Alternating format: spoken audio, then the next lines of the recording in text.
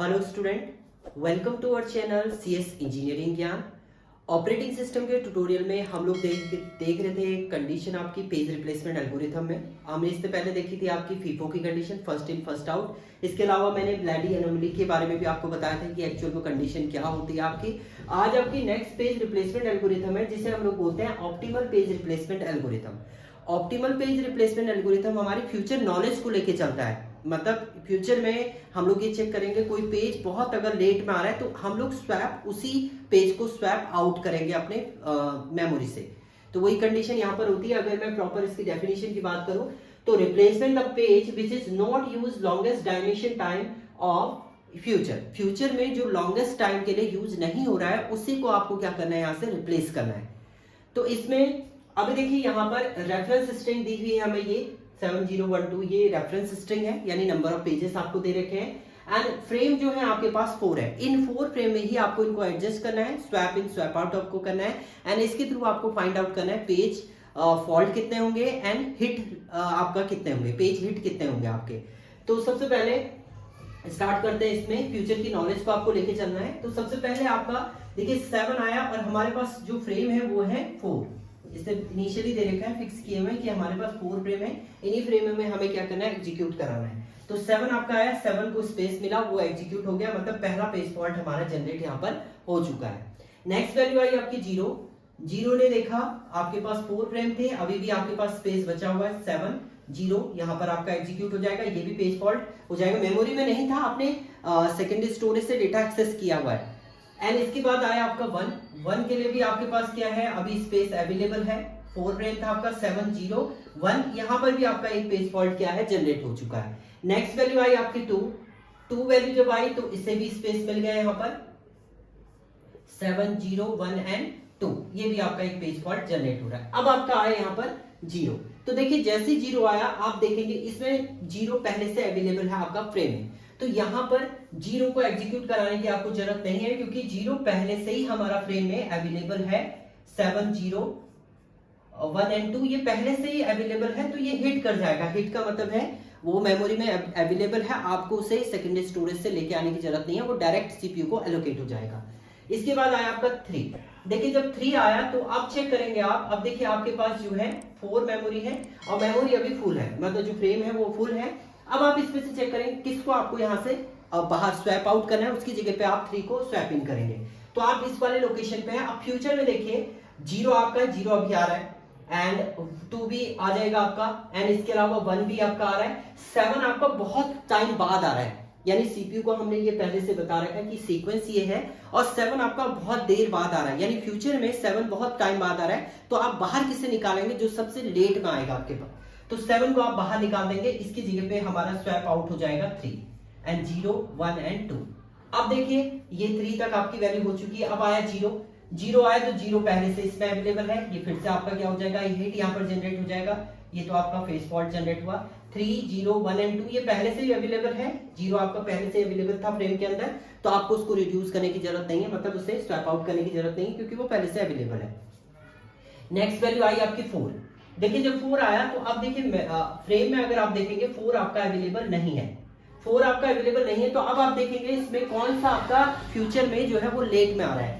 अगर आप यहाँ पर चेक करें, देखिए 4 के बाद 2 है, 2 अभी अभी आ रहा है, 3 भी अभी आएगा आपका, 0 भी आएगा, 1 सबसे लेट में आ रहा है। इन चारों में से अगर आप देखें तो 2 तो अभी भी आएगा, 3 भी आपका अभी आएगा, 0 भी अभी आएगा, बट 1 सबसे लेट में आ रहा है। तो आप बाहर किसे निकालेंगे इस 1 को, 1 की जगह पे आपका 4 आ जाएगा और वैल्यू आपकी वैसी रहेंगी, एंड यहाँ पर आपका एक पेज फॉल्ट जो है वो जनरेट हो चुका है। नेक्स्ट वैल्यू आई आपकी 2। अब इस 2 की बारी है, 2 आया, देखिए 2 पहले से अवेलेबल है, 2 पहले से अवेलेबल है, तो ये आपका क्या हो जाएगा, एक हिट यहाँ पर जनरेट हो जाएगा 3 0 4 एंड 2, क्योंकि वो फ्रेम के अंदर पहले से ही अवेलेबल है, इसलिए ये हिट आपका जनरेट हो जाएगा।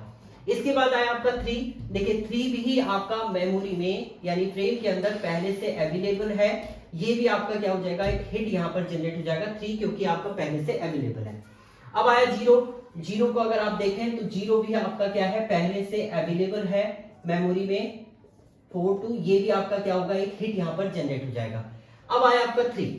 देखिए जब 3 आया आपका, 3 आया तो 3 भी आपका मेमोरी में पहले से अवेलेबल है। अगर आप देखें तो 3 पहले से अवेलेबल है, ये भी आपका क्या हो जाएगा, हिट यहाँ पर जनरेट होगा, क्योंकि 3 आपका फ्रेम के अंदर पहले से ही एग्जीक्यूट हो रहा है। नेक्स्ट वैल्यू आई 2, 2 भी आपका पहले से एग्जीक्यूट हो रहा है, तो यहां पर भी आपका क्या होगा, एक हिट यहां पर जनरेट हो जाएगा। 2 भी पहले से हमारा क्या हो रहा है, एग्जीक्यूट हो रहा है। नेक्स्ट वैल्यू आई आपकी 2 हो चुका है। अब 1 की बारी आई। देखिए 1 आया आपका, तो 1 आपका फ्रेम के अंदर एग्जीक्यूट नहीं है, तो यहाँ पर आपका पेज फॉल्ट जनरेट होगा, यानी किसी वैल्यू को आपको यहाँ से स्वैप आउट करना है, उसकी जगह पे नई वैल्यू को स्वैप इन करना है। तो 1 आया, देखिए 2 अभी अभी आपका एग्जीक्यूट हो रहा है, 0 भी अभी अभी आपका एग्जीक्यूट होगा, एंड उसके बाद 4 एंड 3 में से आपका कोई भी एग्जीक्यूट नहीं हो रहा है। 4 एंड 3 में से कोई भी एग्जीक्यूट नहीं हो रहा है, तो फिर आप क्या कर सकते हैं, फर्स्ट इन फर्स्ट आउट की कंडीशन को एग्जीक्यूट करा सकते हैं कि 3 आपका बहुत पहले आ चुका था, तो उसे आप बाहर निकालिए, या 4 को भी आप कर सकते हैं, बट हम लोग FCFS में आ जाते हैं फिर। तो यहां पर से आप 3 को बाहर निकालेंगे, उसकी जगह पे आपका 1 आ जाएगा, 0, 4 एंड 2 आपका एग्जीक्यूट हो जाएगा, यानी 1 भी एग्जीक्यूट हो गया है। फिर 2 आया आपका, कि हमने 3 को क्यों निकाला, क्योंकि आप देखेंगे इस 1 के बाद 3 आपका एग्जीक्यूट कहीं भी नहीं हो रहा है, ऐसी 4 भी नहीं हो रहा है, बट उसके अकॉर्डिंग फिर हम FCFS में देखेंगे तो 3 पहले आया था आपका, 4 बाद में आया था, तो 3 को हम पहले बाहर निकाल देते हैं। अब 2 आपका आया, 2 पहले से अवेलेबल है, तो यहां पर एक हिट आपका जनरेट हो जाएगा। इसके बाद आया आपका 0, 0 आया, तो 0 भी आपका अवेलेबल है फ्रेम में, 1, 0, 4 एंड 2 ये भी अवेलेबल है, तो फिर से हिट आपका जनरेट हो जाएगा। इसके बाद आया आपका 1, 1 भी आपका अवेलेबल है, देखिए फ्रेम के अंदर पहले से ही अवेलेबल है आपका 1 भी, तो ये भी क्या हो जाएगा, एक हिट यहां पर जनरेट हो जाएगा आपका। एंड इसके बाद आया 7। अब देखिए 7 जब आया तो उस केस में आप चेक करेंगे इनमें से कौन सी वैल्यू आपकी आ रही है। देखिए 0 इसके जस्ट बाद 0 है, तो 0 को तो बाहर नहीं निकाल सकते, 1 भी है। अब हमारे पास 4 एंड 2 है, 4 एंड 2 में से आप किसी को भी बाहर क्या यहां से निकाल सकते हैं, बट अगर आप चेक करेंगे तो 2 सबसे पहले आया है आपका। अगर आप FCFS में आ जाएंगे फिर तो 2 सबसे पहला आया, तो आप 2 को बाहर यहाँ पर निकाल सकते हैं, 4 को भी निकाल सकते हैं, बट कंडीशन यह है कि अगर आपका ऑप्टिमल की कंडीशन नहीं चलती है तो उस केस में आप फिर FCFS के थ्रू करें। 2 को हम बाहर निकालेंगे, उसकी वजह से 7 आ जाएगा, 4, 0 एंड 1। इसके बाद देखिए 0 आया, तो आपका ये तो पेज फॉल्ट जनरेट हो गया है। 0 आपका अवेलेबल है फ्रेम में, 0, 1, तो यहाँ पर आपका हिट जनरेट होगा।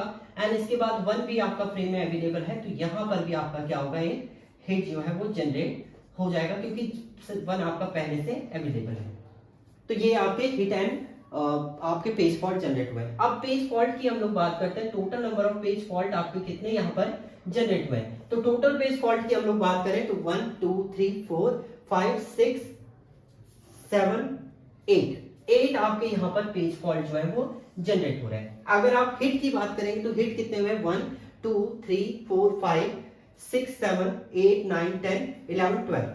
तो आपके जो हिट हैं वो आपके कितने जनरेट हुए, यहाँ पर 12 जनरेट हुए। तो पेज फॉल्ट आपके 8 हो गए, हिट आपके 12 हो गए। और यहां पर ये पूछ सकता है आपका हिट रेशियो आपका कितना है, या पेज फॉल्ट रेशियो कितना है, पेज फॉल्ट रेशियो।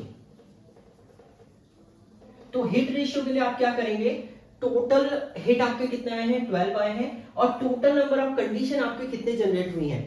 तो टोटल नंबर ऑफ केसेस आपके कितने थे, 1, 2, 3, 4, 5, 6, 7, 8, 9, 10, 11, 12, 13, 14, 15, 16, 17, 18, 19, 20। तो ये कितना हो जाएगा, 20 इंटू कितना हो जाएगा आपका 100। तो यहां से जब आप वैल्यू फाइंड आउट करेंगे, 2 5 10, 60% तो आपका क्या है, हिट है। अब 100 माइनस 60 करेंगे तो उसमें आपका पेज फॉल्ट को इससे भी निकाल सकते हैं।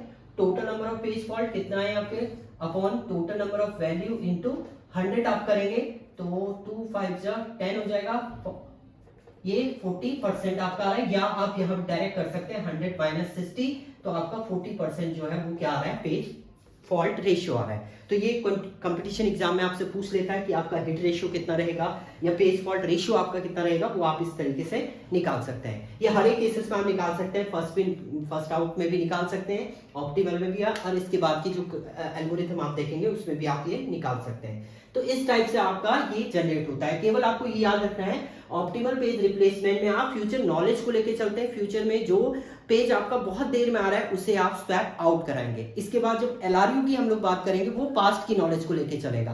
तो ये कंडीशन थी आपकी और ये प्रोग्राम था। Thank you student.